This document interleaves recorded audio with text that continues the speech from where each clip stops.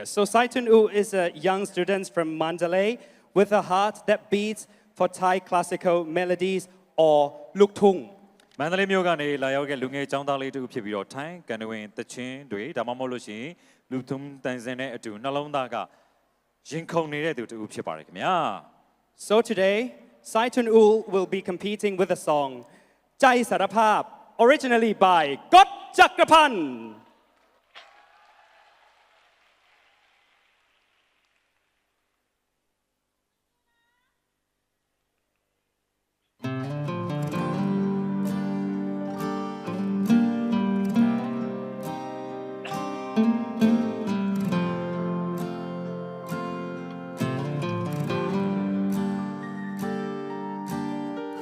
แค่เพียงสมมุติว่าอยู่พบกัน ใจฉันก็สั่นเหมือนคนเป็นไข้ถ้าในความจริง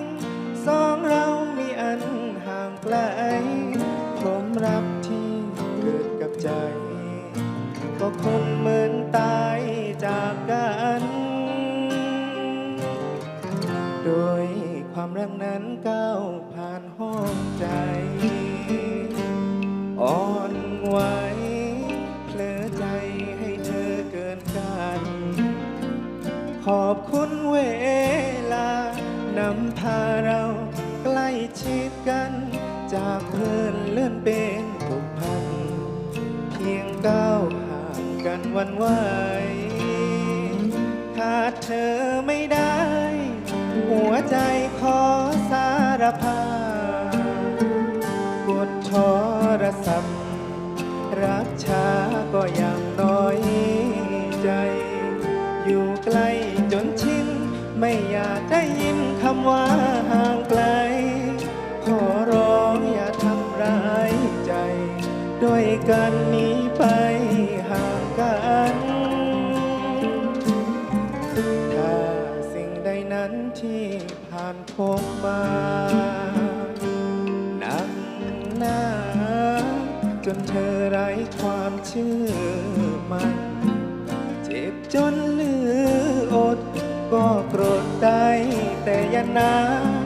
เพราะใจที่ทรมานคอยนานจะพังสิ้นลม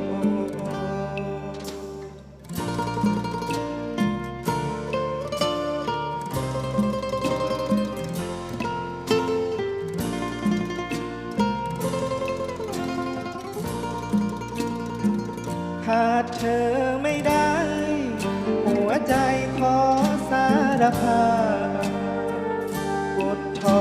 รศัพท์รับช้าก็ยังน้อยใจ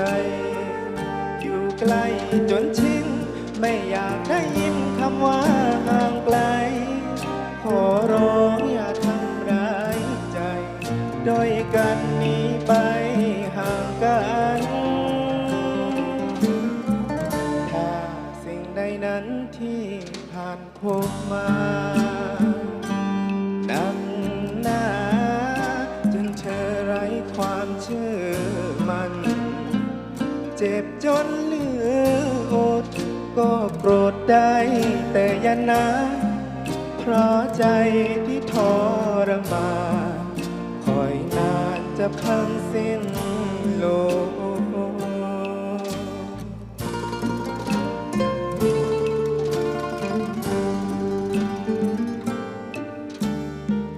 ขอบคุณครับ စိုင်းထွန်းဦးအတွက်လက်ခုပ်သံများကြားချင်ပါတယ်ခင်ဗျာ สวัสดีครับไซตุนอูครับ สวัสดีครับ สวัสดีครับ น้องจะพูดเป็นภาษาไทยนะครับ เดี๋ยวให้ล่ามแปลนะครับผม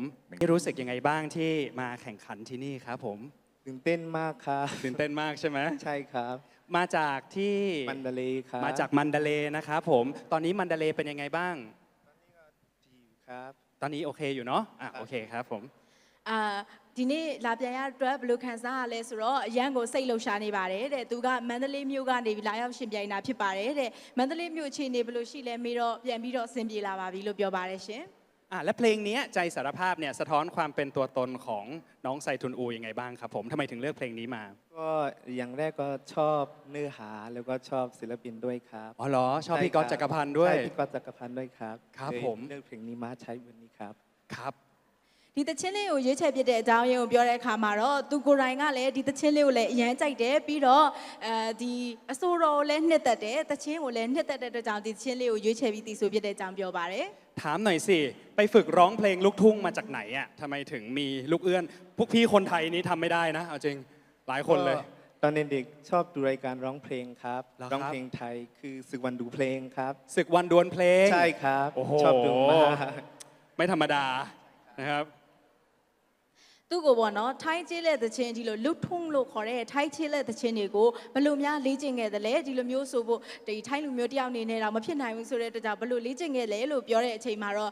သူကိုယ်တိုင်ကဒီလိုတချင်းတွေကိုကြိုက်တယ်အဲ့ဒီအတွက်ကြောင့်မလို့အများကြီးလေ့ကျင့်ခဲ့တယ်လို့ပြောပါတယ်ရှင် น้องไซตูนูข้อสุดท้ายละมีอะไรอยากจะฝากถึงคนที่มาดูเราวันนี้บ้างไหมพูดเป็นภาษา แล้วแต่จะพูดเป็นภาษาอะไรก็ได้เชิญค โอ รับ เคပါကျွန်တော်